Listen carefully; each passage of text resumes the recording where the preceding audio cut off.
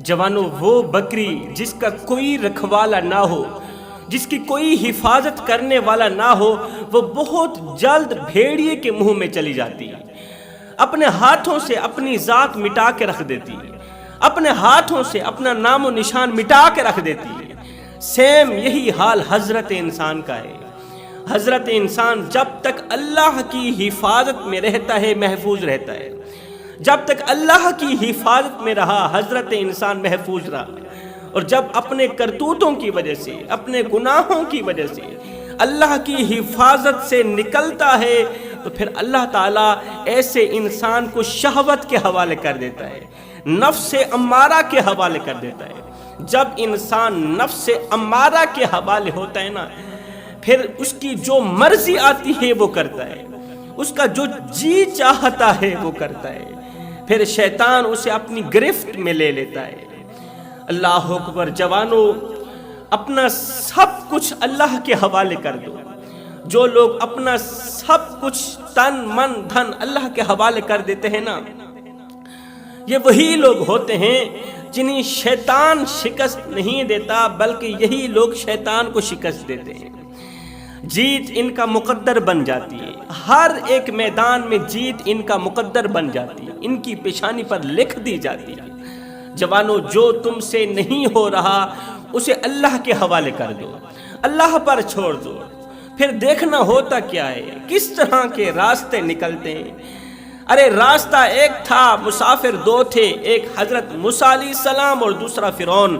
موسیٰ علیہ السلام اس راستے سے گزر گئے، مگر فرعون اسی راستے پر اسی پانی کے اندر غرق ہو گیا جس پانی سے حضرت موسیٰ علیہ السلام گزرے۔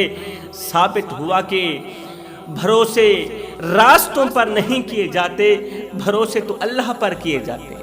یقین راستوں پر نہیں، یقین تو اللہ پر ہوتا ہے نا۔ جوانوں، میرے دامن میں بنی اسرائیل کی ایک عبادت گزار لڑکی کا سبق آموز واقعہ پڑا ہے۔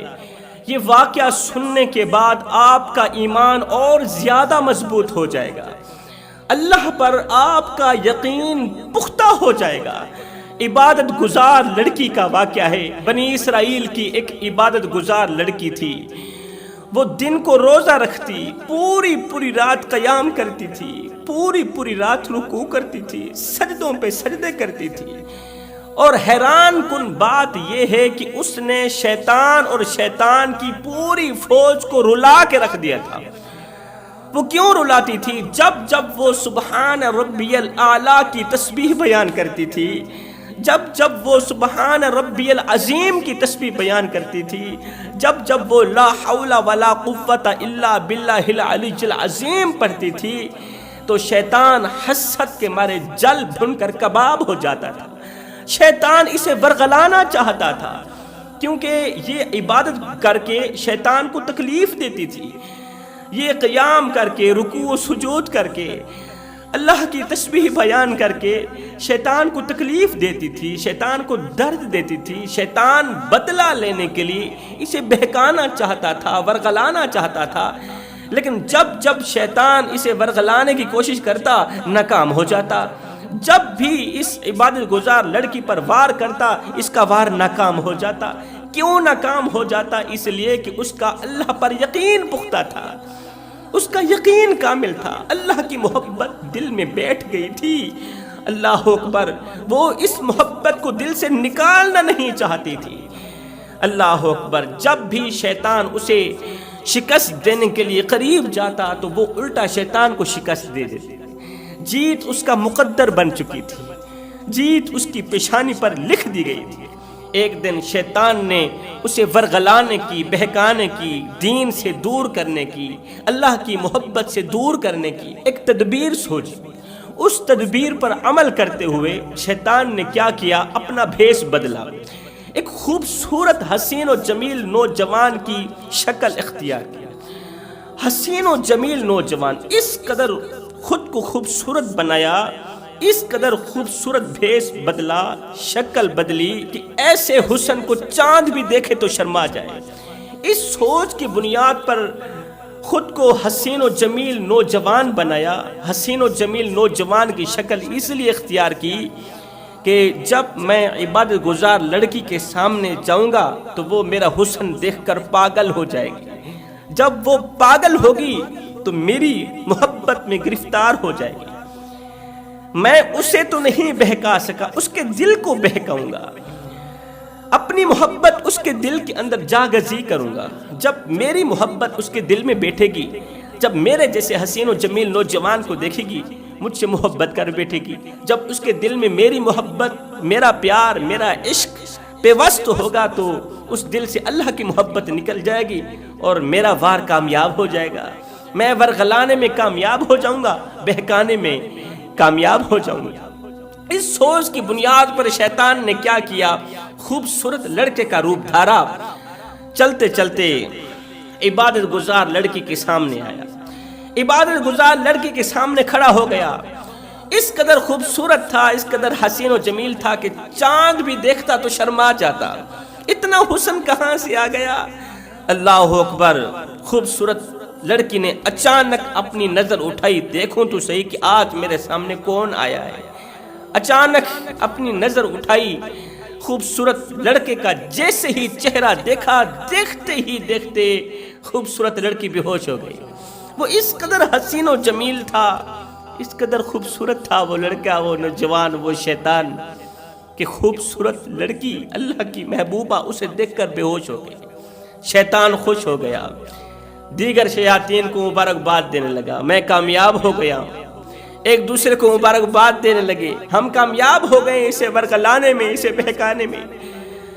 وہ لڑکی بے ہوش ہوئی پڑی۔ تھوڑی دیر بعد جب اسے ہوش آئی، شیطان اسی روپ میں کھڑا رہا، خوبصورت لڑکے کے روپ میں کھڑا رہا کہ یہ اب مجھ سے محبت بھری باتیں کرے گی۔ بجائے سبحان ربی الاعلیٰ کی تسبیح بیان کرنے، بجائے سبحان ربی العظیم پڑھنے میں یہ مجھ سے محبت بھری باتیں کرے گی۔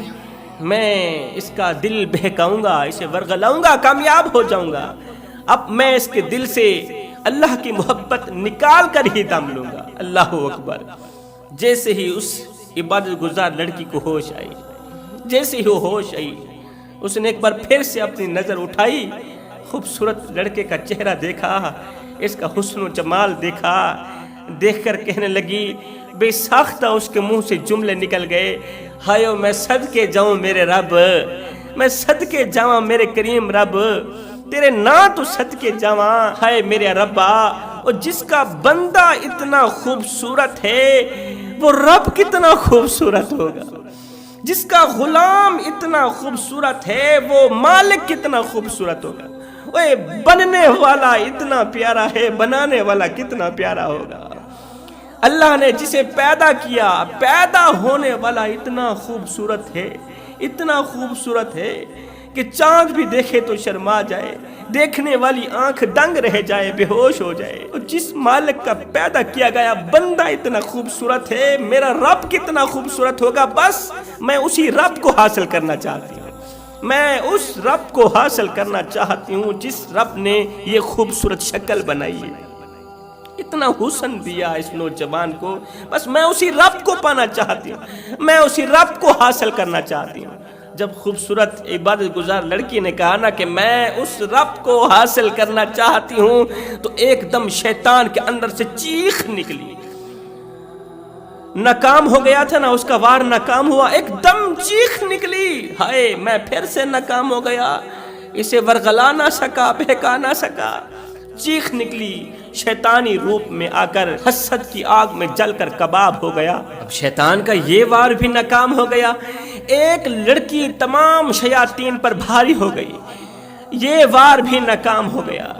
حسد کی آگ میں جلتا رہا، عبادت گزار لڑکی کو بہکاتا رہا، لیکن عبادت گزار لڑکی کا یقین اللہ پر اس قدر پختہ تھا، کامل یقین تھا کہ اللہ کی محبت دل سے نکلنے کا نام ہی نہیں لے رہی تھی۔ ہائے ایک طرف وہ عبادت گزار لڑکی تھی جس کے شب و روز عبادت میں گزرتے چلے جا رہے تھے، ایک طرف وہ لڑکی ہے جس کے شب و روز دن رات عبادت میں گزرتے چلے جا رہے ہیں، اور ایک طرف ہماری مقدس شہزادی، ہماری بیٹی ہے، اللہ اکبر، جس بیٹی کے شب و روز فیس بک پر گزرتے چلے جا رہے ہیں، ٹک ٹاک پر گزرتے چلے جا رہے ہیں۔ ہماری بیٹی ہر وقت، ہر گھڑی، ہر لمحے بجائے اللہ کی یاد میں رہنے کے فیس بک پر اپنا وقت گزار رہی ہے، فیس بک پر وقت تباہ کر رہی ہے، ٹک ٹاک دیکھتے ہوئے، فحش فلمیں دیکھتے ہوئے وقت تباہ و برباد کر رہی ہے۔ گھر کے اندر بہت بڑی LCD لگی ہوئی ہے، LED لگی ہوئی ہے اور فحش فلمیں چلی ہوئی ہیں۔ ننگی فلموں نے LCD کو گندا کیا ہوا ہے، ننگی فلموں نے بیٹیوں کا دماغ خراب کیا ہوا ہے، بیٹیوں کو گناہ کرنے پر مجبور کر دیا۔ بے غیرت باپ بھی بیٹی کے ساتھ بیٹھ کے فحش فلمیں دیکھ رہا ہے۔ باپ کو اس بات کا احساس ہی نہیں کہ میں تو اپنی جوان بیٹی کی دنیا و آخرت تباہ کر رہا ہوں۔ ایک طرف وہ عبادت گزار لڑکی ہے، وہ مقدس شہزادی ہے جس کے شب و روز عبادت میں گزرتے چلے جا رہے ہیں، آج ہماری بیٹی کے شب و روز گناہوں میں بیتے چلے جا رہے ہیں، گناہوں میں گزرتے چلے جا رہے ہیں۔ ایک ہماری بیٹی ہے جو کبھی قرآن کے قریب نہیں گئی، نماز کے نزدیک نہیں گئی۔ کیوں نہیں گئی؟ ہم نے کبھی نماز پڑھنے کا حکم دیا ہے؟ نہیں دیا۔ ہم نے کبھی اس پر سختی کی ہے؟ نہیں کی۔ ہم نے قرآن کی تعلیم دی ہے؟ نہیں دی۔ جب قرآن آتا ہی نہیں تو پڑھے گی کیا؟ ارے اسی اولاد کو فتنہ کہا گیا ہے۔ جب تم اولاد کو اچھی تعلیم نہیں دیتے، دین کی تعلیم نہیں دیتے، اچھی تربیت نہیں دیتے، یہی اولاد تو فتنہ ہے جو تمہارے مر جانے کے بعد بھی تمہاری تباہی کا ذریعہ بنے گی، جہنم میں لے جانے کا ذریعہ بنے گی۔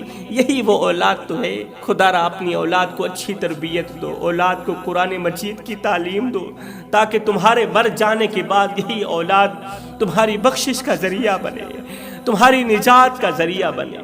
خیر، شیطان اسے ورغلاتا رہا، ناکام ہوتا رہا، بہکاتا رہا، ناکام ہوتا رہا۔ ہر ایک وار پر شیطان کو ناکامی کا سامنا کرنا پڑتا۔ ایک دن اللہ کا کرنا ایسا ہوا، اسی دور کے ایک بادشاہ کے گھر چوری ہو گئی، بہت ہی نہایت ہی نفیس اور قیمتی کنگن چوری ہو گئی، سونے کے کنگن چوری ہو گئی۔ بادشاہ کے گھر سے سونے کے کنگن چوری ہو گئے تو بادشاہ نے اعلان کیا، جو بھی شخص چوروں کو تلاش کر کے میرے حوالے کر دے گا، میں اسے منہ مانگا انعام دوں گا۔ میں اس شخص کو منہ مانگا انعام دوں گا جو چوروں کو تلاش کر کے، چوروں کو پکڑ کر میرے حوالے کر دے۔ کس کی جرت ہوئی بادشاہ کے گھر سے چوری کرنے کی؟ کس کی ہمت ہوئی میں اس کے ہاتھ نہ کاٹ دوں، اس کی زبان نہ کاٹ دوں، اس کا سر تن سے جدا نہ کر دوں؟ یہ خبر آگ کی طرح علاقے میں پھیل گئی، آگ کی طرح پورے ملک میں پھیل گئی۔ شیطان کو پتہ چلا بادشاہ کے گھر سے چوری ہوئی ہے اور بادشاہ کے سونے کے کنگن چوری ہو گئے۔ ادھر سے اللہ کرنا ایسا ہوا تھا کہ وہ عبادت گزار جو لڑکی تھی نا، اس نے بھی سونے کا ایک کنگن پہنا ہوا تھا، اور بادشاہ کے گھر سے جو کنگن چوری ہوئے تھے سیم اسی طرح کے تھے جو ایک کنگن اس عبادت گزار لڑکی نے پہنا ہوا تھا۔ بادشاہ کی چوری ہو گئی، خبر پھیلتے پھیلتے شیطان کے کانوں تک پہنچی۔ اللہ اکبر! تو شیطان نے اس موقع کو غنیمت جانا، کہا کہ اچھا موقع ہے، یہی بہکانے کا وقت ہے، لڑکی کو ورغلانے کا وقت ہے۔ اگر لڑکی کو چور ثابت کر دوں، اگر اس کے ہاتھ کٹوا دوں، اگر اس کی زبان کٹوا دوں کہ یہ چور ہے، ایک تو یہ چوری کرتی ہے، دوسرا سجدہ بدنام کرتی ہے، اس کے ہاتھ کٹوا دوں تو وہ ہمیشہ کے لیے میرے خیال میں عبادت سے دور ہو سکتی ہے، اس کے دل سے اللہ کی محبت نکل سکتی ہے۔ اس موقع کو غنیمت جانوں، کچھ نہ کچھ کروں۔ اب شیطان نے کیا کیا؟ توجہ طلب بات ہے۔ یہ خیال ذہن میں آتے ہی شیطان نے پھر سے اپنا بھیس بدلا، انسانی روپ میں آیا، ایک بزرگ کی شکل اختیار کر کے، چٹی داڑھی والے بزرگ کی شکل اختیار کر کے بادشاہ کے سامنے آیا۔ کہنے لگا، بادشاہ سلامت، آپ کا چور مجھے مل گیا ہے۔ بادشاہ سلامت، تیرا چور مجھے مل گیا ہے۔ بادشاہ کی آنکھیں کھل گئیں۔ بادشاہ نے کہا، جلدی بتا، کس کی جرت ہوئی شاہی محل سے سونے کے کنگن اٹھانے کی؟ میں اس کے ہاتھ کاٹ دوں گا، اس کا سر تن سے جدا کر دوں گا، جلدی بتا وہ ہے کون، کس کی ہمت ہوئی؟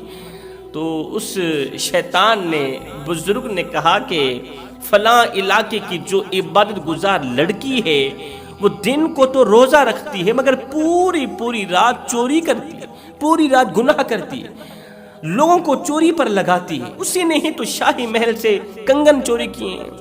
اسی نے ہی تو آپ کی چوری کی ہے، دن کو روزہ رکھتی ہے، پوری پوری رات چوری کرتی ہے، وہ سجدہ بدنام کرتی ہے، عبادت گزاروں کا نام بدنام کر رہی ہے۔ اس کا ظاہر اور ہے، اس کا باطن اور ہے، اس کے باطن میں دنیا سمائی ہوئی ہے۔ بادشاہ نے کہا سوچنے کی بات ہے کہ ایک عبادت گزار لڑکی شاہی محل سے چوری کیسے کر سکتی ہے؟ تو اس بزرگ نے کہا آخر جی شیطان انسان کا کھلا دشمن ہوا، شیطان نے اسے ورغلایا ہوگا اور اس نے چوری کر ڈالی ہوگی۔ عبادت گزار نے کہا او بزرگ میاں تیرے پاس کیا ثبوت ہے کہ واقعی وہ عبادت گزار لڑکی میری چور ہے، اسی نے ہی میرے کنگن چرائے ہیں؟ تو شیطان نے کہا ان کنگنوں میں سے ایک کنگن اس نے اپنے ہاتھ میں پہن رکھا ہے، اس نے اپنی کلائی میں پہن رکھا ہے، یہ سب سے بڑی نشانی ہے۔ بادشاہ نے کہا اچھا واقعی اس نے پہن رکھا ہے۔ بادشاہ نے سپاہیوں کو بلایا، جلدی جاؤ اس کم بخت لڑکی کو میرے سامنے پیش کرو، جلدی جاؤ اس چور کو میرے دربار میں حاضر کرو۔ توجہ طلب بات ہے جوانوں، بادشاہ کا حکم سر آنکھوں پر رکھتے ہی سپاہی دوڑ پڑے، دوڑ لگا دی عبادت گزار لڑکی کے گھر کی طرف۔ گھر پر پہنچے، دستک دی، اندر سے عبادت گزار لڑکی عبادت میں مصروف تھی۔ کہنے لگی تم کون ہو؟ مجھے کیوں ڈسٹرب کرنا چاہتے ہو؟ کیوں مجھے اللہ کی یاد سے غافل کرنا چاہتے ہو؟ تو سپاہیوں نے کہا او کم بخت لڑکی دروازہ کھول، ایک تو چوری کرتی ہے، دوسرا سجدہ بدنام کرتی ہے، بادشاہ کے گھر سے چوری ہوئی ہے، وہ چوری تو نے کی ہے، چوری کرتی ہو، سجدہ بدنام کرتی ہو، تجھے شرم نہیں آتی؟ تیرا ظاہر اور ہے، تیرا باطن اور ہے، تیرے باطن کے اندر دنیا سمائی ہوئی ہے، اور تو کہتی ہے کہ میں عبادت میں مصروف ہوں، مجھے اللہ کی یاد سے غافل مت کرو، دروازہ کھولو، بادشاہ کو تمہاری حقیقت کا پتہ چل چکا ہے۔ ہائے یہ الزام اور تہمت سن کر ایک دم عبادت گزار لڑکی کے پیروں تلے زمین نکل گئی، خوف کے مارے کانپنے لگی، تھرا اٹھی کہ میرے اوپر تہمت لگائی گئی، اتنی بڑی تہمت کہ میں نے سونے کے کنگن چرائے ہیں، وہ بھی شہزادی کے۔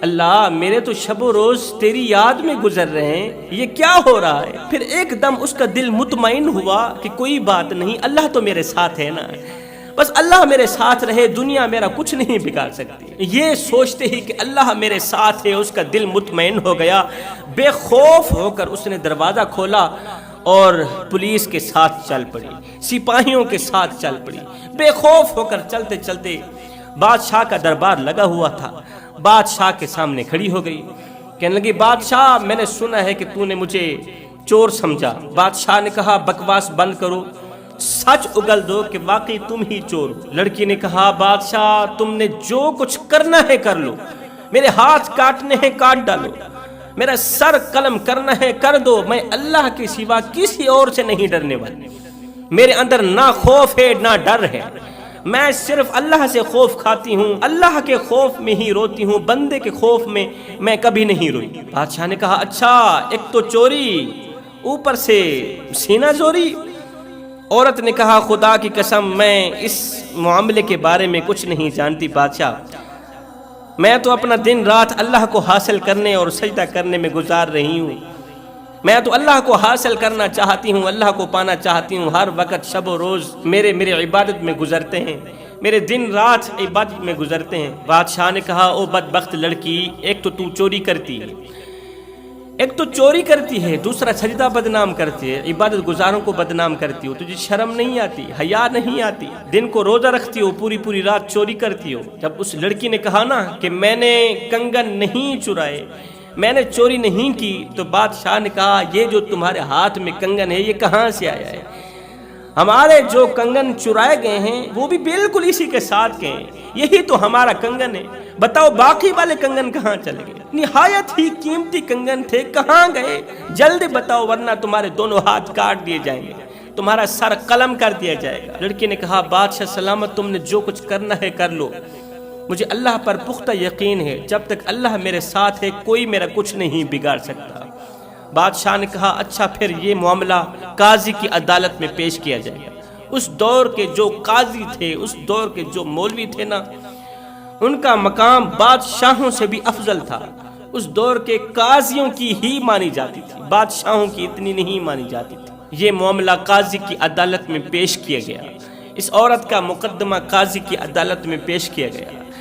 قاضی کو بادشاہ نے کہا کہ ایک تو یہ چوری کرتی ہے، دوسرا سجدہ بدنام کرتی ہے۔ چوری کی نشانی یہ ہے کہ اس کے ہاتھ میں وہی کنگن ہے جو میری شہزادی کا کنگن تھا، اور باقی والے کنگن کہاں گئے؟ قاضی نے فیصلہ دیا کہ ایک تو یہ بدبخت لڑکی چوری کرتی ہے، دوسرا سجدہ بدنام کرتی ہے، لہٰذا ابھی اور اسی وقت اس کے دونوں ہاتھ کاٹ دیے جائیں، ہاتھ کاٹ دیے جائیں، یہی چور کی سزا ہے۔ ہاتھ بھی کاٹ دیے جائیں اور بھی دردناک سزا دی جائے، اس لیے کہ اس نے شاہی محل سے سونا چرایا ہے، شاہی محل سے چوری کی۔ لڑکی نے کہا قاضی صاحب یہ کنگن تو مجھے میرے باپ کی وراثت سے ملا تھا، اور بھی کافی سارے کنگن تھے، باقی والے کنگن میں نے بیچ کر اللہ کے نام پر خرچ کر دیا، باقی والے کنگن میں نے خدا کے نام پر خرچ کر دیا، ایک ہی کنگن رہ گیا تھا، یہ کنگن بھی میں بیچنے جا رہی تھی، اچانک میرے ذہن میں خیال آیا کہ میرے باپ کی ایک ہی تو نشانی ہے، اسے نہ بیچو، تو میں نے اسے بچا لیا، یہ میرے باپ کی وراثت میں مجھے ملا تھا، یہ بادشاہ کی شہزادی کے کنگن نہیں ہے، اور نہ ہی تو میں چور ہوں۔ قاضی نے عبادت گزار لڑکی کی باتوں پر اثر نہ لیتے ہوئے اس نے فیصلہ سنا دیا کہ ابھی اور اسی وقت اس چور لڑکی کے دونوں ہاتھ کاٹ دیے جائیں۔ اب جلاد تیار ہو گئے، ہاتھ کاٹنے والے، قبل اس کے کہ عدالت کے اندر ہی اس عبادت گزار لڑکی کے ہاتھ کاٹ دیے جاتے، ایک دم لوگوں نے دیکھا کہ ایک کتا دوڑتا ہوا، اونچی اونچی چھلانگیں مارتا ہوا عدالت کے اندر داخل ہوا۔ کتا اونچی اونچی چھلانگیں مارتا ہوا، دوڑتا ہوا، بھونکتا ہوا عدالت کے اندر داخل ہوا۔ قاضی صاحب نے کتے کو دیکھا، حیران رہ گیا۔ اب اگلی حیران کن بات سنیں کہ اس کتے کو میرے اللہ نے بولنے کی طاقت عطا فرمائی۔ آپ حیران ہو رہے ہوں گے، شاہ جی کبھی کتا بھی بولا؟ میں کہتا ہوں یہی تو میرے اللہ کی قدرت کا کرشمہ ہے، یہی تو معجزہ ہے۔ اللہ چاہے تو ناممکن کو ممکن بنا سکتا ہے۔ اللہ نے کتے کو بولنے کی طاقت۔ کتے نے کہا قاضی صاحب اصل میں چور یہ لڑکی نہیں ہے، ارے چور تو بادشاہ خود ہے۔ قاضی کا منہ کھل گیا، ہے وہ کس طرح؟ کتے نے کہا تھوڑی دیر کے لیے صبر کر لو، تھوڑی دیر کے لیے رک جاؤ، شہزادی کے ہاتھ مت کاٹو، عبادت گزار لڑکی کے ہاتھ مت کاٹو، میں تمہیں بہت بڑا ثبوت دینے والا ہوں۔ قاضی نے کہا دو ثبوت لے آؤ ثبوت کو۔ یہ کتا عدالت سے باہر نکلا، تھوڑی دیر بعد جب عدالت کے اندر داخل ہوا تو کتے نے ایک بزرگ کو ساتھ لیا ہوا تھا، 100 سالہ بزرگ کتے کے ہمراہ تھا۔ عدالت کے اندر داخل ہوا، جیسے ہی بادشاہ نے اس بزرگ کا چہرہ دیکھا تو بادشاہ کا رنگ لال پیلا ہو گیا، بادشاہ کے چہرے پر پریشانی اور مصیبتوں کے آثار نمودار ہوئے۔ جیسے ہی بادشاہ نے کتے کے ساتھ آنے والے بزرگ کا چہرہ دیکھا، اس کی شکل دیکھی، بادشاہ کے پاؤں تلے زمین ہلنے لگی۔ اس کا چہرہ دیکھ کر آنکھوں میں آنکھیں ملا کر کہنے لگا ابا تو؟ دراصل وہ بادشاہ کا باپ تھا، وہ کوئی اور نہیں تھا، بادشاہ کا باپ تھا۔ بس جوانوں پھر کیا تھا، اس بوڑھے نے آتے ہی کہا قاضی صاحب قصوروار یہ لڑکی نہیں ہے، چور یہ لڑکی نہیں ہے، اصل میں چور تو میرا بیٹا ہے، یہی بادشاہ ہے۔ قاضی کی آنکھیں کھلی کی کھلی رہ گئیں، وہ کس طرح؟ اس بزرگ نے کہا، بادشاہ کے باپ نے کہا، وہ اس طرح، اس عبادت گزار لڑکی کا باپ، اس چور لڑکی کا باپ اور میں، ہماری گہری دوستی تھی، ہم دوست تھے، ہم محنت مزدوری کرنے کے لیے جایا کرتے تھے۔ ایک دن ہم مٹی کی کھدائی کر رہے تھے، کھدائی کے دوران ہمیں سونے کے 12 کنگن ملے، 12 کنگن ملے۔ ہم نے جب سونا دیکھا تو ہماری جان میں جان آ گئی، ہم بہت ہی خوش ہوئے۔ اس سونے کو ہم نے 2 جگہ پر تقسیم کیا، 6 سونے کے کنگن میرے حصے میں آئے اور 6 سونے کے کنگن میرے دوست کے حصے میں آئے، اس چور لڑکی کے باپ کے حصے میں آئے۔ اللہ اکبر۔ اب جو میرے حصے میں 6 سونے کے کنگن آئے تھے، میں نے اپنے کنگن اپنے بیٹے کو دے دی، اور میرے دوست نے اپنے سونے کے کنگن اپنی بیٹی کو دے دی، اکلوتی بیٹی کو دے دی۔ اس کی اور بچے نہیں تھے، ایک ہی بیٹی تھی، اس نے کنگن بیٹی کو وراثت میں دے دی۔ یہ سن کر لڑکی بھی بول پڑی، جی ہاں، مجھے میرے باپ کی وراثت سے مجھے 6 سونے کے کنگن ملے تھے اور 5 کنگن میں نے بیچ کر راہ خدا میں خرچ کر دیا اور 1 کنگن میرے پاس باقی رہ گیا۔ بزرگ کی گواہی دیتے ہی وہ عبادت گزار لڑکی اونچی اونچی آواز میں رونے لگی، اور میرے مالک تیرا لاکھ لاکھ شکر ہے کہ تو نے مجھے اس تہمت سے بچا لیا۔ میرے مالک تیرا لاکھ لاکھ شکر ہے کہ تو نے مجھے اس چوری سے بچا لیا، اس بہت بڑی تہمت سے بچا لیا۔ اگر تو مجھے اس تہمت سے نہ بچاتا تو آئندہ کے لیے تیری کسی بھی عبادت گزار لڑکی پر، کسی بھی عبادت گزار عورت پر، کسی بھی عبادت گزار بندے پر یقین نہ کیا جاتا۔ اب جب کسی بھی طرح سے بادشاہ کی لگائی گئی تہمت ثابت نہ ہوئی تو بادشاہ عجیب ہی کشمکش کا شکار ہو گیا۔ اتنے میں قاضی صاحب نے بادشاہ سے پوچھا، بادشاہ مجھے ایک بات تو بتا، جیسے ہی تو نے باپ کا چہرہ دیکھا تو تیرے پاؤں تلے زمین کیوں نکل گئی؟ تیرے چہرے پر پریشانیوں کے آثار کیوں نمودار ہوئے؟ بتا تو صحیح آخر وجہ کیا تھی؟ تو قبل اس کے کہ بادشاہ جواب دیتا، اس سے پہلے اس کا باپ بول پڑا۔ بادشاہ کا بوڑھا باپ بول پڑا۔ بادشاہ کے بوڑھے باپ نے کہا، قاضی صاحب، اس کی ٹانگیں اس لیے کانپ رہی تھیں، یہ خوف زدہ اس لیے ہو گیا تھا، اس کے چہرے پر پریشانیوں کے آثار نمودار اس لیے ہونے لگے تھے کہ آج ہی تو اس کے انصاف کا دن ہے، اس لیے کہ اللہ کا ترازو صرف انصاف ہی تولتا ہے۔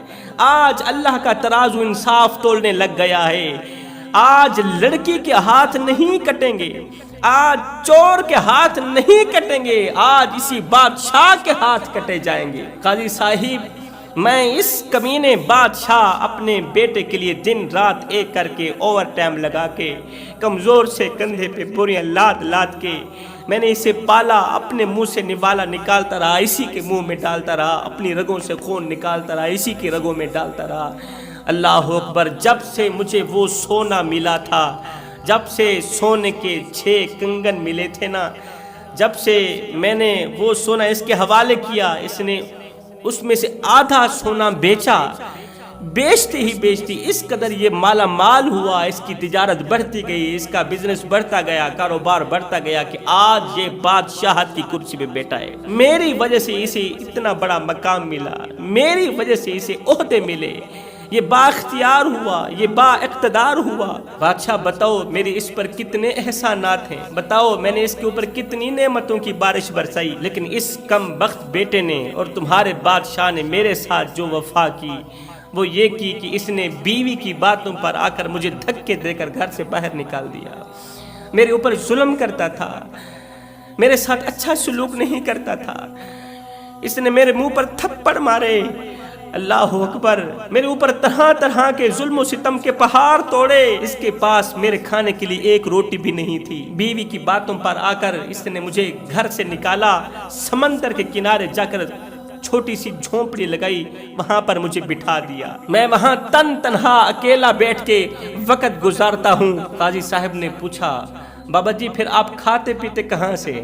بادشاہ سلامت آپ تک روٹی تو بھیجتا ہوگا نا؟ بابا جی نے کہا، نہیں قاضی صاحب، اس نے تو کبھی مجھ سے میرا حال تک نہ پوچھا، روٹی کھلانا، روٹی پھینکنا تو رہی دور کی بات۔ دراصل یہ جو کتا ہے جس نے لڑکی کی گواہی دی ہے، یہ روزانہ اسی لڑکی کے گھر جاتا ہے، صبح و شام لڑکی جب کھانا کھاتی ہے تو آدھا کھانا خود کھاتی ہے، آدھا کھانا اس کتے کو پھینک دیتی ہے، اور اللہ نے کتے کی ڈیوٹی لگا رکھی ہے کہ وہاں سے کھانا اٹھاتا ہے، اس لڑکی کا بچہ ہوا کھانا اس کے گھر سے اٹھاتا ہے، میرے قریب آ کر رکھ دیتا ہے، پھر کتا بھی وہ کھانا کھاتا ہے، کتا بھی وہ روٹی کھاتا ہے، اور میں بھی کتے کے ساتھ وہ روٹی کھاتا ہوں۔ ہائے، یہ سن کر قاضی کا دل بھر آیا، بادشاہ کا باپ بیٹے کی بد سلوکی کی وجہ سے آج کتوں کے ساتھ بیٹھ کے کھانا کھا رہا ہے، کتوں کے ساتھ بیٹھ کے اپنی بھوک مٹا رہا ہے، اور ادھر سے بادشاہ اعلان کرتا ہے کہ میں اتنا بڑا نیک ہوں، متقی پرہیزگار ہوں، جو کم بخت بڑے باپ کے اوپر اس طرح کا ظلم کر سکتا ہے وہ کسی اور پر کیوں نہیں کر سکتا، وہ رعایا پر کیوں نہیں کر سکتا، وہ اپنی عوام پر کیوں نہیں کر سکتا۔ لہٰذا اب قاضی صاحب کا فیصلہ بدل چکا ہے، قاضی صاحب کے ارادے بھی بدل گئے، اس کا فیصلہ بھی بدل گیا۔ قاضی نے فیصلہ دیا کہ ابھی اور اسی وقت بادشاہ کی زبان بھی کاٹ دی جائے اور بادشاہ کے دونوں ہاتھ بھی کاٹ دیے جائے۔ وزراء نے کہا قاضی صاحب آپ کیا کہہ رہے ہیں؟ ہاتھ تو کاٹ دیے جائیں، کیونکہ انہی ہاتھوں سے بادشاہ سلامت اپنے باپ کو تھپڑ مارتا تھا، باپ کو تکلیفیں دیتا تھا، زبان کیوں کاٹی جائے؟ قاضی صاحب نے کہا زبان اس لیے کاٹی جائے کہ اس نے ایک نیک عورت پر تہمت لگائی، اس نے ایک نیک عورت کو چور کہا، اس نے نیک عورت کو تباہ و برباد کرنے کی کوشش کی، اس کے ہاتھ کٹوانے کی کوشش کی، اس نے نیک عورت کو ذلیل و خوار کرنے کی کوشش کی، لہٰذا تہمت کی وجہ سے اس کی زبان بھی کاٹ دی جائے، اور اس نے بوڑھے باپ کے اوپر جو طرح طرح کے ظلم ڈھائے، بوڑھے باپ کی قربانیوں کو پسے پشت ڈال کر بوڑھے باپ کو گھر سے باہر نکال دیا، اس جرم کی وجہ سے اس کے دونوں ہاتھ بھی کاٹ دیے جائیں۔ جوانوں، اللہ جب چاہے انصاف لے سکتا ہے، اللہ جب چاہے آج کا انصاف 20 سال بعد بھی لے سکتا ہے، اللہ جب چاہے آج کا مارا گیا حق 20 سال بعد بھی واپس دلا سکتا ہے۔ اللہ تعالیٰ کا ترازو صرف انصاف ہی تولتا ہے، جیسا کرو گے ویسا بھرو گے۔ اللہ کی مخلوق کے ساتھ اچھا کرو گے تو اللہ تمہارے ساتھ اچھا کرے گا۔ اللہ فرماتا ہے میری مخلوق کو پریشان کر کے، میری مخلوق کو دکھ دے کر میرے دروازے پر اپنی خوشیوں کے لیے خیرات مانگنے مت آنا، اور میری مخلوق کو ایک لمحے کی خوشی دیکھ کر ان کے چہرے پر مسکراہٹ لا کر پھر اپنی پریشانیوں کی فکر مت کر۔